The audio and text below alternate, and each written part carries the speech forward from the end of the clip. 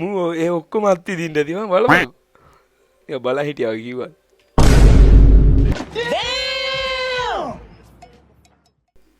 ලංකාවේ කපල් එකක් break up වුණාම කොල්ල බොනවා. කෙල්ල පළවෙනි සතියේ පෝස්ට් ෂෙයා කරනවා. බුදුබණ පදයක්, සවන වැකයා වගේ වීඩියෝ. ඊට පස්සේ අමතරව ෂෙයා කරනවා මාළුවෙක් ගොඩ ඉඳන් ගැහෙද්දි ඉතින් අපි ආ දුර බොහෝමයි. ආන් ඒ වගේ පෝස්ට් ෂෙයා කරනවා ගොඩක් පළවෙනි සතියේ. ඒ පොර කවුද? සති පූජාවේ. ඒ අතරේ මේ කෙල්ලගේ ඉන්බොක්ස් එකට එනවා පණිවිඩ. හරියට නිකන් අර කුරුණෑගල රෙදි කඩයක් ඕපන් කරා වගේ පණිවිඩ ගොඩක් එනවා. පොඩි කාලේ ගර්ල්ගේ පවුලේ ඉඳලා පෙරහැරේ මග ඇරිච්ච අයියලා එහෙම කතා කරනවා. නංගිවා හොඳින්ද? මගෙන් මොනවද වෙන්න ඕනේ? ඕන දෙයක් මට කියන්න. මං අහගෙන ඉන්නම්.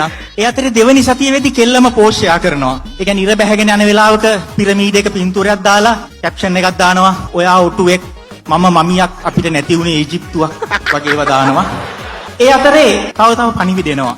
ධනාත්මක චින්තකයෝ කතා කරනවා. නංගි මේ වෙලාවේ හිත ශක්තිමත් කරගන්න ඕනේ.